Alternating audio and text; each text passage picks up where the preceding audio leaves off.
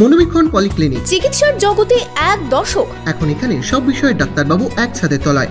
Phone করুন 7477999515 এই নম্বরে। জুনিয়র ডাক্তারদের নামে অপ্রচারের চেষ্টা করা হচ্ছে, আর তাতে মদদ দিচ্ছেন মুখ্যমন্ত্রী। বহরমপুরের সাংবাদিক বৈঠকে দাবি অধীর চৌধুরীর, এইভাবে আন্দোলনকে থামাতে চাইছেন মুখ্যমন্ত্রী বলে সাংবাদিক বৈঠকে তোপ অধীরের। বহরমপুর শহরেই 4 star deluxe premium hotel with luxury and comfort golden retreat. এখানেই জেলার একমাত্র ডিস্কোথেক, আছে রেস্টুরেন্ট, লাউঞ্জ বার, অত্যাধুনিক gym, spa, swimming pool, club মেম্বারশিপের সুযোগ। বহরমপুর শিল্প তালুকে গোল্ডেন রিট্রিট। আন্দোলনরত জুনিয়র ডাক্তারদের নামে অপপ্রচার চালানো হচ্ছে।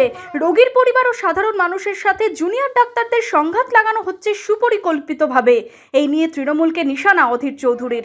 মিথ্যে কথা বলে আন্দোলনকারীদের দুর্বল করা হচ্ছে বলে দাবি অধীরের। জুনিয়র ডাক্তারদের বিরুদ্ধে একটা অপপ্রচার হচ্ছে, মানে সাধারণ মানুষের সঙ্গে, রোগীর পরিবারের সঙ্গে আন্দোলনরত জুনিয়র ডাক্তারদের একটা শত্রুতা, একটা বৈরতা, একটা সংঘর্ষের বাতাবরণ তৈরি করা হচ্ছে।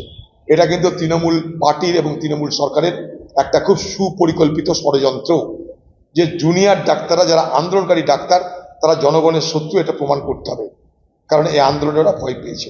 আজকে যারা জুনিয়র ডাক্তার তারা যে আন্দোলন করছে, তাদের এই আন্দোলনকে খতম করে দেওয়ার, ভয় ভীতি দেখিয়ে তাদের আন্দোলনকে দাবি দেওয়ার চেষ্টা যেন তৃণমূল পার্টি বা তৃণমূল সরকার না করে।